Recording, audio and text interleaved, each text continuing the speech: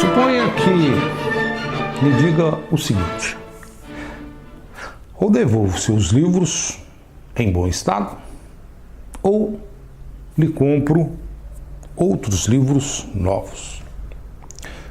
Olha só, eu não lhe prometi devolver os livros em bom estado e nem lhe prometi comprar livros novos. Prometi fazer uma coisa ou outra. Ou seja, prometi o todo, mas não prometi uma parte desse todo em particular.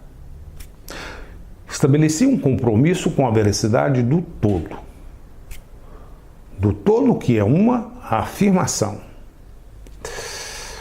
Olhando, é claro, a possível veracidade de cada parte, de cada afirmação que compõe esse todo.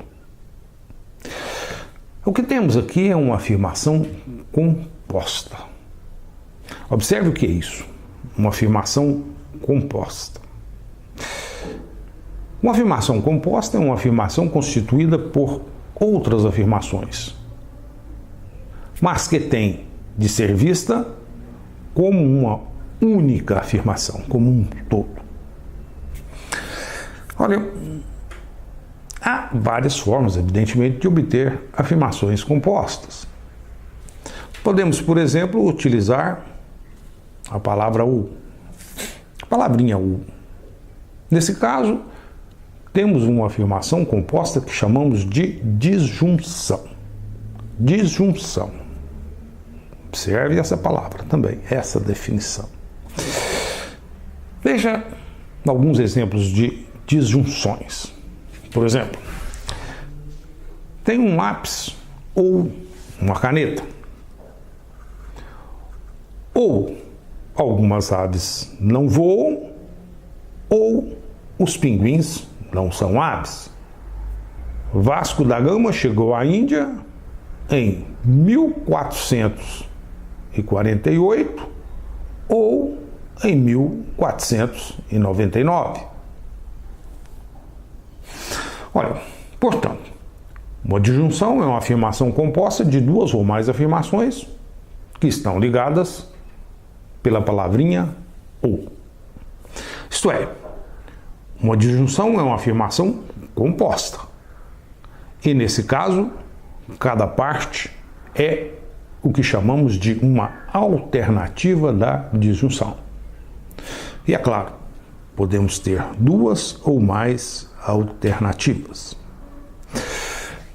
Veja um exemplo de uma disjunção com 4 alternativas.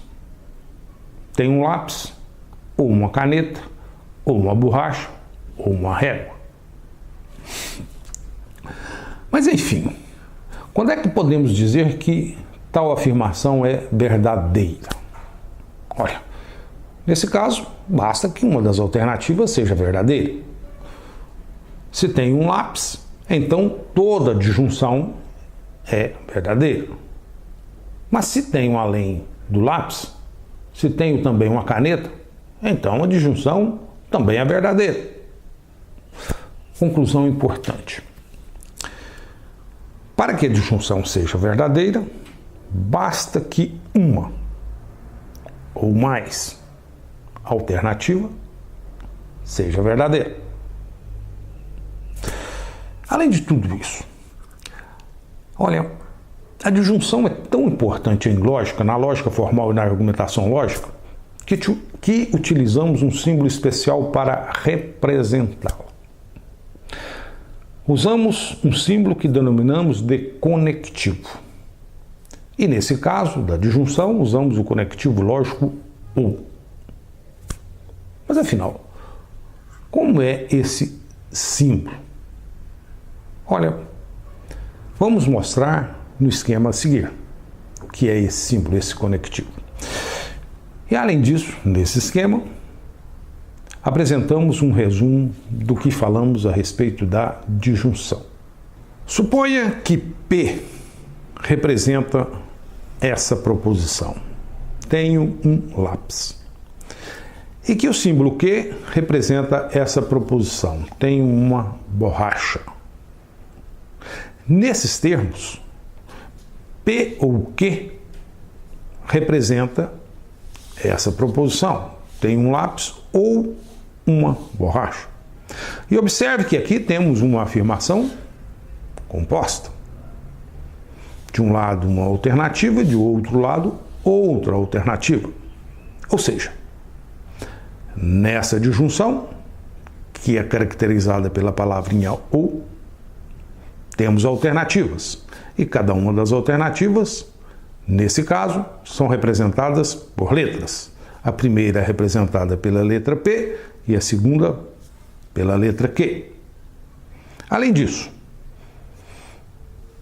o ou, a palavrinha ou, é, na lógica formal e na argumentação lógica, representada pelo conectivo ou, que é esse símbolo.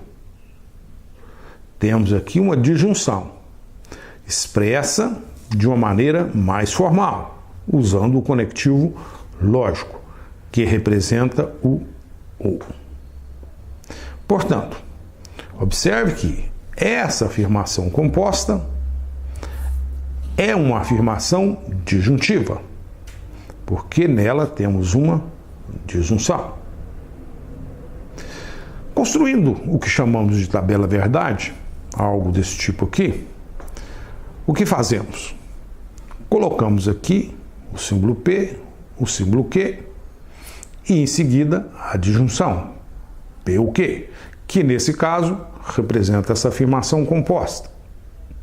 O que queremos saber aqui, no contexto dessa tabela verdade, é em quais situações a disjunção é verdadeira e em qual situação ela é falsa. Pelo que vimos, sabemos o seguinte, que uma disjunção é verdadeira no caso em que P ou Q é verdadeiro e no caso em que ambos são verdadeiros. Olha, no contexto das tabelas verdades, representamos o verdadeiro por T. Mas se você quiser também representar por V, tudo bem. Eu, particularmente, acostumei a representar isso por T e continuarei fazendo isso. O T de true em inglês. Mas nada impede de você, no lugar desse T, colocar V. Mas então, o que é que está escrito aqui? Olha, no caso em que P é verdadeiro, Q é verdadeiro, então a disjunção P ou Q é verdadeiro. No caso em que P é verdadeiro, Q é falso, essa disjunção representada por tais símbolos, essa disjunção é também verdadeira. No caso em que P é falso e Q é verdadeiro, a disjunção é verdadeira. E a disjunção é falsa apenas em um caso, no caso em que P e Q são falsos. Observe, para finalizar, que P e Q são símbolos proposicionais, símbolos que representam proposições. E as proposições, lembrando, são declarações que podemos interpretar como verdadeiras ou falsas. Portanto, P e Q, símbolos proposicionais, representam proposições. E além disso, esse contexto aqui, de tabelas verdades, é um contexto que vamos usar com frequência no curso de argumentação lógica e, igualmente, usamos tabelas verdades também na lógica formal. As tabelas verdades nos ajudam a raciocinar sobre sentenças. Portanto, olha só, vale a pena repetir.